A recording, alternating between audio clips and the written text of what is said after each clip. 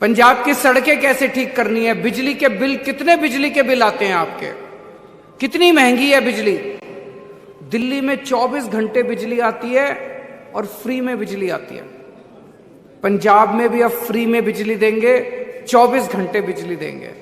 ये पूरा प्लान हम लोगों ने कई कई घंटे बैठ के बनाया है, लेकिन ये सारा प्लान तभी सफल होगा जब पंजाब के अंदर ईमानदार सरकार आएगी, कट्टर ईमानदार सरकार आएगी। इन लोगों ने 1966 में पंजाब अलग सूबा बना था, तब से लेके आज तक 26 साल कांग्रेस की सरकार रही, 19 साल बादल परिवार की सरकार रही। इन दोनों ने, कांग्रेस ने और अकाली दल ने मिलके पंजाब को लूट लिया। इनकी सरकार आती है, वो उनके खिलाफ कोई एक्शन नहीं लेते, उनकी सरकार आती है, ये इनके खिलाफ को, दोनों लूटते हैं। आज पंजाब को एक ही जरूरत है कि कट्टर ईमानदार सरकार चाहिए। चन्नी साहब पे आरोप लग रहे हैं कि चन्नी साहब रेता चोरी करते हैं। उनके घर पे ईडी की रेड हुई, उनके रिश्तेदारों के घर पे बड़े बड़े नोटों की गड्डियां मिली। देखिए आप लोगों ने, बड़े बड़े नोटों की गड्डियां मिली उनके घर पे। 111 दिन मिले थे उनको, 111 दिन में भी उन्होंने कमाल कर दिया। 111 दिन भी नहीं छोड़े उन्होंने। मैं आपसे पूछना चाहता हूं, अगर रेता चोरों की सरकार मिलेगी तो क्या पंजाब के स्कूल अच्छे हो सकते हैं? अगर रेता चोरों की सरकार बनेगी तो क्या बिजली मिल सकती है? अगर रेता चोरों की सरकार मिलेगी तो क्या आपका पंजाब को भविष्य मिल सकता है, आपके बच्चों को भविष्य मिल सकता है? नहीं मिल सकता। आज आपको कट्टर ईमानदार सरकार चाहिए, ऐसे प्रिंसिपल प्रेम कुमार जैसे एमएलए चाहिए और सरदार भगवंत मान जैसे सीएम चाहिए। मैं बाबा साहब अंबेडकर जी का बहुत बड़ा फैन हूं, फैन नहीं हूं, भक्त हूं उनका, मैं पूजा करता हूं उनकी। आइंस्टाइन ने एक बार बोला था महात्मा गांधी के लिए कि आने वाली पीढ़ियां यकीन नहीं करेंगे कि ऐसा इंसान पृथ्वी पे पैदा हुआ था। यह बात मैं बाबा साहब अंबेडकर के लिए बोलना चाहता हूं कि आने वाली पीढ़ियां यकीन नहीं करेंगी कि बाबा साहब अंबेडकर जैसा इंसान इस पृथ्वी के ऊपर पैदा हुआ था। अभी एक शख्स आए थे यहां पे, मैंने 3 दिन पहले दिल्ली में 26 जनवरी पे ऐलान किया है कि बाबा साहब अंबेडकर अब दिल्ली के किसी भी दफ्तर में, दिल्ली सरकार के किसी भी दफ्तर में, किसी भी स्कूल में, किसी भी ऑफिस में दिल्ली के मुख्यमंत्री की फोटो नहीं लगेगी, बाबा साहब अंबेडकर और सरदार भगत सिंह की फोटो लगेगी, शहीद आजम भगत सिंह की।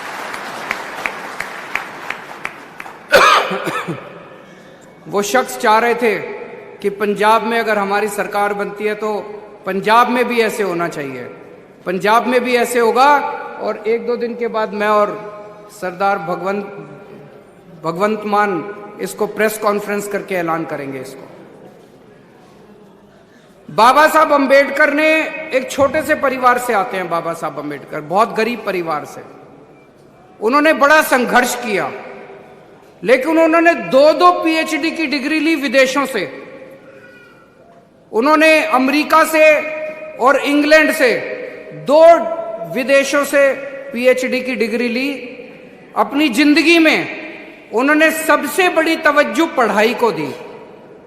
उन्होंने कहा कुछ भी करो लेकिन अपने बच्चों को अच्छी शिक्षा देना। उनका सपना था कि ऐसा देश होना चाहिए आजादी के बाद जिसमें अमीरों के और गरीबों के बच्चों को एक जैसी अच्छी शिक्षा मिले, हर बच्चे को अच्छी शिक्षा मिले। आज 70 साल के बाद बाबा साहब का सपना पूरा नहीं हुआ, लेकिन मैंने कसम खाई है कि बाबा साहब का सपना हम पूरा करेंगे, हर बच्चे को अच्छी शिक्षा देंगे और दिल्ली में हम उनका सपना पूरा कर रहे हैं। मेरी आप लोगों से एक गुजारिश है, इस बार वोट डालने जाओ तो बाबा साहब की तस्वीर अपने सामने रख लेना और ये सोचना कि आज अगर बाबा साहब जिंदा होते तो वो किसको वोट देते? एक तरफ रेता चोर है, एक तरफ नशा बेचने वाले हैं, और एक तरफ कट्टर ईमानदार भगवंत मान है। अगर आज बाबा साहब अंबेडकर जिंदा होते तो वो किसको वोट देते? नशा बेचने वालों को वोट देते, रेता चोरों को वोट देते, कि ईमानदार भगवंत मान को वोट देते? मैं आपसे पूछना चाहता हूं, किसको वोट देते बाबा साहब अंबेडकर? वही करना जो बाबा साहब अंबेडकर करते। सोचना, जिस दिन वोट डालने के लिए जाओ उनकी तस्वीर अपनी आंख बंद कर लेना, आंख बंद करके उनकी तस्वीर अपने सामने लेके आना और सोचना कि बाबा साहब अंबेडकर अगर जिंदा होते तो क्या करते। दोस्तों, ये चुनाव कोई मामूली चुनाव नहीं है। आज तक अपने पास विकल्प नहीं था। वोट डालने जाते थे, एक बार कांग्रेस को दे आते थे, 5 साल कांग्रेस वाले लूटते थे, अगली बार गुस्से में आके अकाली दल को वोट दे देते थे, फिर 5 साल अकाली दल वाले लूटते थे, फिर अगली बार गुस्से में आके कांग्रेस को। हमारे पंजाब का तो भविष्य आज तक कभी नहीं बना। इस बार वाहिगुरु जी के आशीर्वाद से, रब के आशीर्वाद से, ऊपर वाले के आशीर्वाद से एक ईमानदार पार्टी आई है। हम लोगों ने दिल्ली में खूब अच्छा काम करके दिखाया है। दिल्ली के लोगों ने हमको एक मौका दिया था। पंजाब के लोगों से अपील है, आपने 26 साल कांग्रेस को दे दिए, 19 साल आप लोगों ने अकाल बादल परिवार को दे दिए, 5 साल, बस 5 साल मांग रहे हैं आपसे।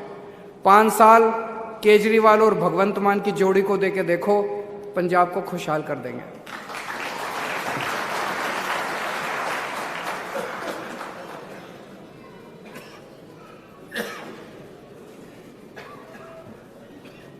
बहुत बहुत धन्यवाद।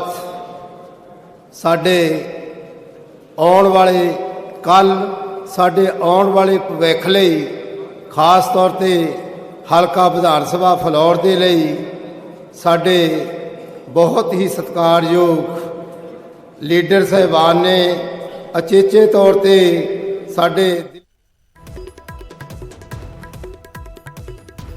फिलौर ਦੇ ਵਿੱਚ ਅਰਵਿੰਦ ਕੇਜਰੀਵਾਲ ਤੇ ਭਗਵੰਤ ਮਾਨ ਦੇ ਵੱਲੋਂ ਲੋਕਾਂ ਦੇ ਨਾਲ ਰਾਬਤਾ ਕਾਇਮ ਕੀਤਾ ਜਾ ਰਿਹਾ, ਸੰਵਾਦ ਕੀਤਾ ਜਾ ਰਿਹਾ ਤੇ ਇਸ ਦੌਰਾਨ ਅਰਵਿੰਦ ਕੇਜਰੀਵਾਲ ਨੇ ਵਿਰੋਧੀਆਂ ਤੇ ਜੰਮ ਕੇ ਨਿਸ਼ਾਨਾ ਸਾਧਿਆ। ਅਰਵਿੰਦ ਕੇਜਰੀਵਾਲ ਨੇ ਕਿਹਾ ਕਿ ਕਾਂਗਰਸੀ ਅਕਾਲੀ ਰਲ ਮਿਲ ਕੇ ਪੰਜਾਬ ਨੂੰ ਲੁੱਟ ਰਹੇ ਨੇ। 111 ਦਿਨਾਂ ਦੇ ਵਿੱਚ ਵੀ ਸੀਐਮ ਚੰਨੀ ਨੇ ਕੋਈ ਕਸਰ ਨਹੀਂ ਛੱਡੀ। 111 ਦਿਨ ਦਾ ਜੋ ਸੀਐਮ ਚੰਨੀ ਦਾ ਕਾਰਜਕਾਲ ਸੀਗਾ ਉਸ ਨੂੰ ਲੈ ਕੇ ਅਰਵਿੰਦ ਕੇਜਰੀਵਾਲ ਨੇ ਨਿਸ਼ਾਨਾ ਸਾਧਿਆ। ਕੇਜਰੀਵਾਲ ਨੇ ਕਿਹਾ ਕਿ ਦਿੱਲੀ ਦੇ ਵਿੱਚ 24 ਘੰਟੇ ਬਿਜਲੀ ਸਪਲਾਈ ਹੈ ਤੇ ਬਿਜਲੀ ਫ੍ਰੀ ਹੈ। ਪੰਜਾਬ ਦੇ ਵਿੱਚ ਹੀ ਫ੍ਰੀ ਬਿਜਲੀ ਦਾ ਪਲਾਨ ਬਣਾਇਆ। ਹਰ ਬੱਚੇ ਨੂੰ ਚੰਗੀ ਸਿੱਖਿਆ ਦੇਣ ਦਾ ਸਾਡਾ ਵਾਅਦਾ ਹੈ। ਚੰਗੀ ਸਿੱਖਿਆ ਦੇਣ ਦਾ ਵੀ ਸੂਬੇ ਦੀ ਜਨਤਾ ਦੇ ਨਾਲ ਵਾਅਦਾ ਕੀਤਾ ਤੇ ਉੱਥੇ ਹੀ ਅਰਵਿੰਦ ਕੇਜਰੀਵਾਲ ਨੇ ਵਿਰੋਧੀਆਂ ਤੇ ਵੀ ਜੰਮ ਕੇ ਨਿਸ਼ਾਨੇ ਸਾਧੇ ਨੇ। ਸੀਐਮ ਚੰਨੀ ਦੇ 111 ਦਿਨ ਦੇ ਕਾਰਜਕਾਲ ਨੂੰ ਲੈ ਕੇ ਨਿਸ਼ਾਨਾ ਸਾਧਿਆ। ਉੱਥੇ ਕੇਜਰੀਵਾਲ ਨੇ ਕਿਹਾ ਕਿ ਕਾਂਗਰਸੀ ਅਕਾਲੀ ਰਲ ਮਿਲ ਕੇ ਪੰਜਾਬ ਨੂੰ ਲੁੱਟ ਰਹੇ ਨੇ।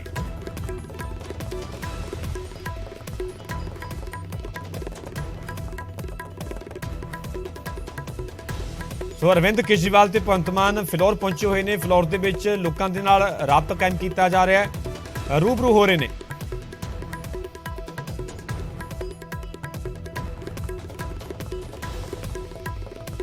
ਤੁਹਾਨੂੰ ਸਿੱਧਾ ਲੈ ਚੱਲਦੇ ਹਾਂ ਚੰਡੀਗੜ੍ਹ, ਜਿੱਥੇ ਕਿ ਕਾਂਗਰਸ ਆਗੂ ਸਚਿਨ ਪਾਇਲਟ ਦੇ ਵੱਲੋਂ ਪ੍ਰੈਸ ਕਾਨਫਰੰਸ ਕੀਤੀ ਜਾ ਰਹੀ ਹੈ।